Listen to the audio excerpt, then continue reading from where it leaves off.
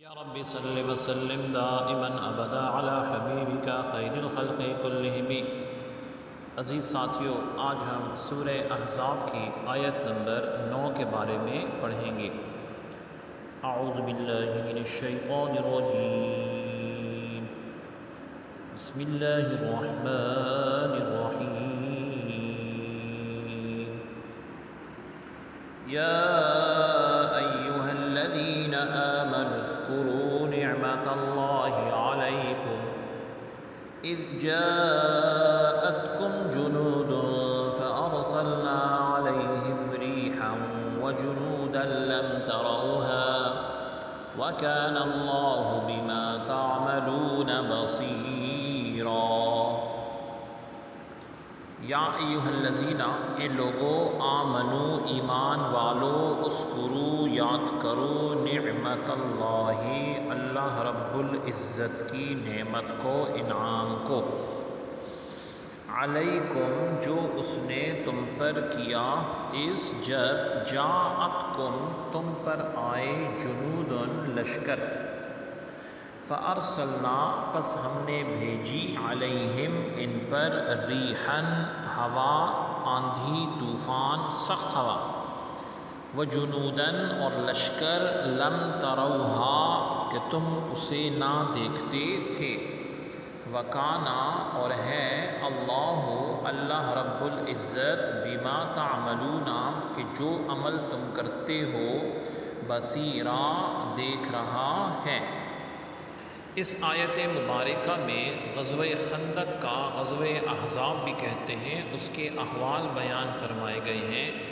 اس کے بارے میں بعض مفسرین فرماتے ہیں کہ جنگ احد کے 1 سال بعد پیش آیا، جس میں یہ ارشاد اور احسان یاد دلایا گیا جو اللہ رب العزت کی طرف سے ایمان والوں پر ہوا، کیونکہ قریش، بنی غطفان، بنی قریظہ، بنو نذیر کے لشکر اس میں آئے تھے اور اس نے مسلمانوں کا محاصرہ کیا تھا۔ اللہ رب العزت کی طرف سے آندھی، طوفان، فرشتوں کے لشکر بھیجے گئے جو مسلمان نہیں دیکھ سکے، اور خندق کھودنا بھی آپ صلی اللہ علیہ وسلم کی فرما برداری میں ثابت رہنا اللہ تعالیٰ دیکھ رہا ہے، جو اس آیت میں فرمایا گیا۔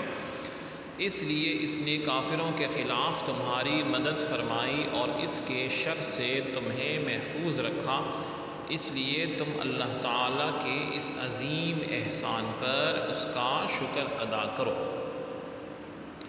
غزوہ خندق کے بارے کا مختصر احوال جو ہے وہ یہ ہے کہ یہ 4 یا 5 ہجری شوال کے مہینے میں پیش آیا تھا۔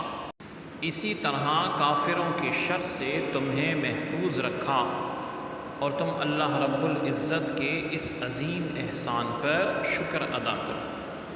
تو جب بنی نذیر کے یہودیوں کو جلا وطن کیا گیا تو ان کے سربراہ جو تھے یہ مکہ مکرمہ میں قریش کے پاس پہنچے اور انہیں آقا علیہ السلام کے ساتھ جنگ کرنے کی ترغیب یعنی شوق دلایا اور وعدہ کیا کہ ہم تمہارا ساتھ دیں گے یہاں تک کہ مسلمان نیست و نابود ہو جائیں۔ ابو سفیان نے اس تحریک کی بہت قدر کی اور کہا کہ ہمیں دنیا میں وہ سب سے پیارا ہے جو محمد صلی اللہ علیہ وسلم کی دشمنی میں ہمارا ساتھ دے۔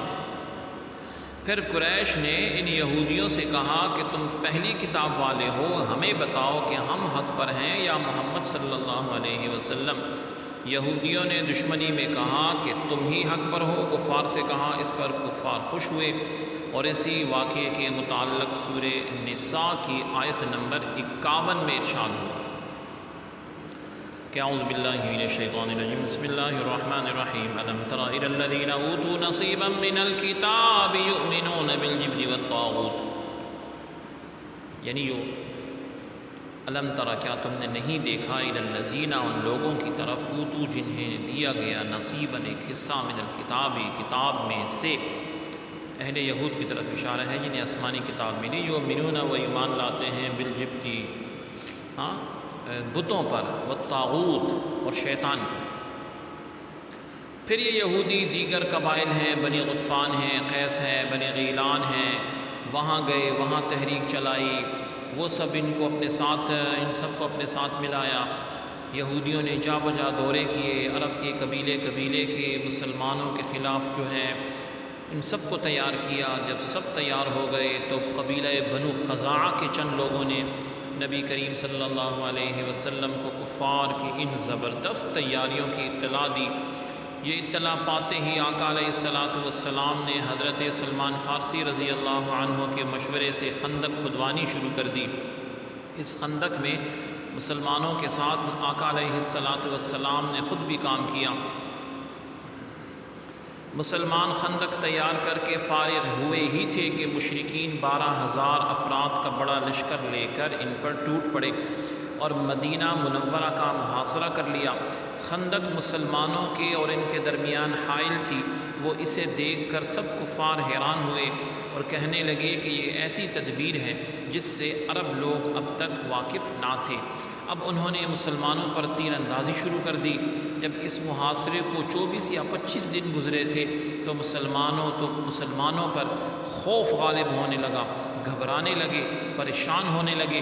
اللہ رب العزت نے ان کی مدد فرمائی، کفار پر تیز ہوا بھیجی۔ انتہائی سرد اور اندھیری رات میں اس ہوا نے کافروں کے خیمے گرا دیے، تنابیں توڑ دیں۔ ان کے سب چیزیں جو ہیں تباہ و برباد ہونے لگی۔ ہانڈیاں، کھانے پینے کی چیزیں الٹ گئیں، زمین پر سب چیزیں گرنے لگیں، یہاں تک کہ آدمی بھی۔ اللہ تعالیٰ نے فرشتے بھیجے، انہوں نے کفار کو لرزا دیا اور ان کے دلوں میں دہشت ڈال دی، مگر اس جنگ میں فرشتوں نے لڑائی نہیں کی۔ پھر نبی کریم صلی اللہ علیہ وسلم نے حضرت حذیفہ بن یمان رضی اللہ عنہ کو خبر لینے کے لیے بھیجا۔ اس وقت انتہائی سخت سردی تھی، یہ ہتھیار لگا کر روانہ ہوئے۔ ایمان کا لیول دیکھیں، آقا علیہ السلام نے روانہ ہوتے ہوئے ان کے چہرے اور بدن پر اپنا ہاتھ مبارک پھیرا، جس کی برکت سے ان پر سردی کی اور طوفان کوئی اثر نہ کر سکا۔ یہ دشمن کے لشکر میں پہنچتے ہیں، تیز ہوا چل رہی تھی اور سب چیزیں اڑ رہی تھیں، آنکھیں کھولنا ناممکن تھی۔